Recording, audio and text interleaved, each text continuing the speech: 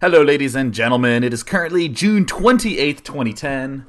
Hello. It's the day and I daily number 146. As many of you know, I turned 24 yesterday, which is, of course, a very exciting age to turn because it's my birthday, and that's awesome. However, I'm still feeling residual birthday power. So, I'm not going to be going back to the super hardcore analysis yet. We're going to go look at some, just a fun silver gold-ish level 2v2 between two personal friends of mine. So I'm very excited about that. Good old Devin and Jason from college. Superheroes in their own right. And of course, I'm noticing on my little webcam feed that I can see over here, I'm wearing my WCG shirt. And I remember the way that you got this shirt was at the WCG USA finals that were held in Manhattan that year. And they had these little contests up on the main stage. You know, maybe every 45 minutes or so, they'd say, all right, we need 5 volunteers. And if, in case you haven't already noticed, my brother and I have no problem just being in front of a crowd of people. So of course, they're just like, yeah, volunteer right here. All right. And they would stand up and they'd ask you little quiz questions, or you had to, do karaoke, or you had to do like push-up competitions. And if you won, you got a really nice camera. And if you lost, you got a t-shirt. So Nick and I went up there like 15 times trying to get this webcam. Nick went up like 100 times, like every single one. My brother would just be like, yes, here, right here, I'd like to volunteer. And it was so great because they kept doing push-up competitions because they couldn't think of more questions to ask people because they'd already announced the answers to the crowd. So like, all right, and it's a push-up competition. My brother would be like, oh my God, he'd done like 200 push-ups that day, but he still wanted the camera. So he'd get up there and be like trying to do one push-up and he'd just like collapse and everyone would be like, gamers are out of shape, man. It's concerning. My poor brother. He eventually won, though, because they actually asked me this question when I first got on stage. They said, what country won Starcraft in the grand finals in 2004? And actually, the Warcraft 3 player who was next to me beat me to it. He's like, South Korea. So I was like all embarrassed and ashamed. But then my brother went up on stage. They said, what country? And Nick went, South Korea! Just like took the webcam. He's like, yeah! Like covering his mouth. Good memories, man. So, before we jump directly into this unbelievably kick-ass game, I wanted to talk a little bit about a very important lesson. Because, God forbid we do anything but say funny stories, right? So it kind of relates back to how the new, inexperienced RTS mind gets trained into the wrong thought process by RTS games. You hear a lot of people have misconceptions. For instance, all real-time strategy games are only hand speed, and if you had faster hands, you are automatically better, which is pretty clearly not true. As I used to have 300 actions per minute and really couldn't get above like B2 on World Game Tour, if anyone remembers that old school ladder.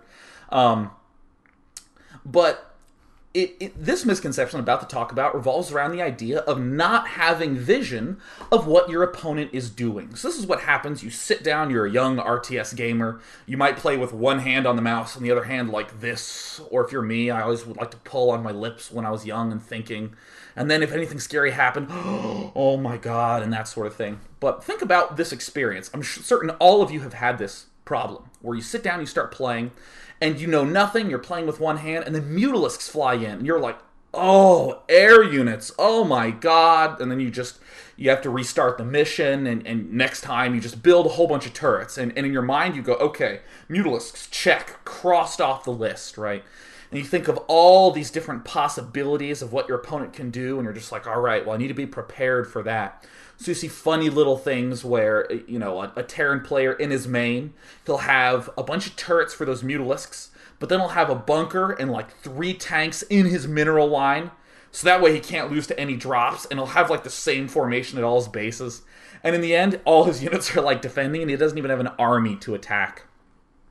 And what's basically happening in this circumstance is that over time, as you're encountering all these different possibilities, you're going, well, I want to not die to this, and I want to not die to this, and I want to not die to this. And you just go down it like a list and check all of them off. And that's how you end up learning to play. And it all revolves around the fact of, man, I can't see what he's doing. So I have to prepare for all these different things. And that's why so many new players think the game revolves around surprises or doing a little trick. Like, oh man, he'll never suspect if I sneak a bunch of units into his base here. Or, oh my god, I just got to get a Nidus Worm into the back of his main and he'll never see it coming. It's all these like, ooh, surprise kind of things. But in reality, it's not about all the possible things that can be going on. I think the best analogy is like looking at a chessboard. If you're like a super chess grandmaster and everything, you don't actually analyze every single piece that you could move. You look at something and go, okay, well, that's going to be dumb, and this is going to be bad. But you know, these pieces, these 3 or 4 or 5 pieces, I really want to do some stuff with them. And you think long and hard about them and those sorts of things. And similarly with Starcraft, you know, high-level gamers, it's not that they have this mystical knowledge of everything that's going on. What's actually happening is that when you get to a high enough level, you're just doing things very, very quickly. And when I say quickly, I don't actually mean your hands are moving really fast. What I'm talking about is, you know, if you build a gateway, right when that gateway finishes, you make a cybernetics core. And right when that cybernetics core finishes, you start a Stargate. And right when that Stargate finishes, you have enough gas to build the Void Ray that you want. It's all lined up very nicely. It has nothing to do with, you know, clicking really fast with the mouse and keyboard. It's just a lot of memory type related stuff. And that is what screws so many players up as they're advancing through the ranks. Is that they're still kind of caught up in this idea of not actually knowing what their opponent can end up doing. But here's an example. If I'm Protoss and I go 4 warp gate opening really fast, right? I just get a bunch of warp gates and I do it really smooth and really nicely. There's a whole bunch of early rushes and a whole bunch of early attacks I am not worried about at all because I just have a ton of units. There might be things like a Banshee rush when he has Cloak and I don't have a robotics facility. Okay, got to worry about that. And, oh, I got to worry about this other thing, too, that kills me. And then when it comes down to it, you maybe have, like, 5 things you're actually worried about, as opposed to 50. And you end up, you know, avoiding things like building cannons in your base, because you're just not worried about that. Because at the end of the day, you'll kill that off if you end up being against those sorts of strategies. So if you're a player who's trying to improve and trying to get better and everything, and you hear people say things like, oh, you know, you really need to have a good timing push, you need to make sure your timing's super smooth. It sounds mysterious, and a lot of people say, well, how do I know if I actually have a timing push, you know, because they're still in this, well, I need to worry about this, I need to worry about this, I need to worry about this, and all these other things.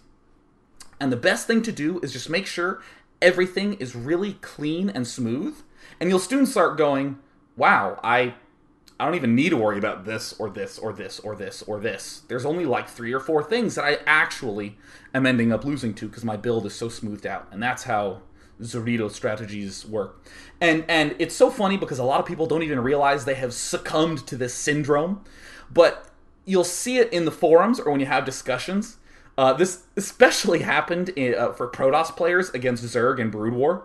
You'd hear them say things like, oh man, I'm having trouble against Zerg, you know, and it's like the Mutalisks that end up killing me off. They just get Mutalisks in my main. You say, well, you know, just get a few more Corsairs and build cannons in the back of your base. And they say, but then he has a bunch of Lurkers at my front. And I'm like, well, okay, well, you'll probably need some defense there too then. You'll probably need some more gateways. It's like, but I don't have time to do that because he's already expanded across the whole map.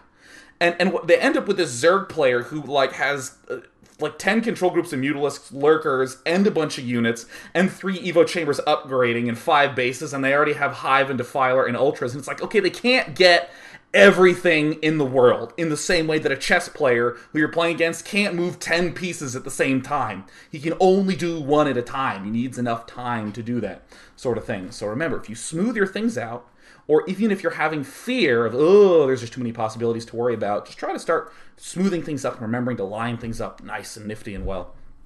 And of course, as we're coming here to the actual game that we're going to be looking at today, I'm going to be making a few comments about this. I mean, most of this is just going to be, whoopsie daisies, that's on like warp speed. Most of this is just going to be a pretty good fun replay to watch.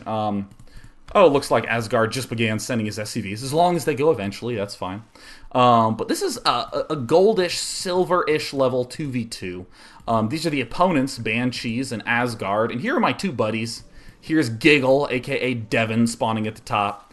And here is Grammaton, aka Jason, spawning at the right. And we're going to see a lot of stuff that these silver gold level players do that's, you know, fun and hilarious and fine. And we're going to see that a lot of it is not actually really that bad. It's just, again, this whole smoothing element that is the most important thing. Now, a little bit of history about Devin. Devin has no RTS experience. In fact, both these two guys are Halo players. So Devin played like a ton of Halo. He was level 50 and everything in Halo 3. But absolutely no RTS experience. And it's actually really funny because I remember my friend Devin, way back at college at Harvey Mudd, Devin was playing against my friend Ben. And Devin's build was... So Devin was Terran. This was Devin's build. This is an example of how little experience he actually had. So this was build. It was Gas Geyser on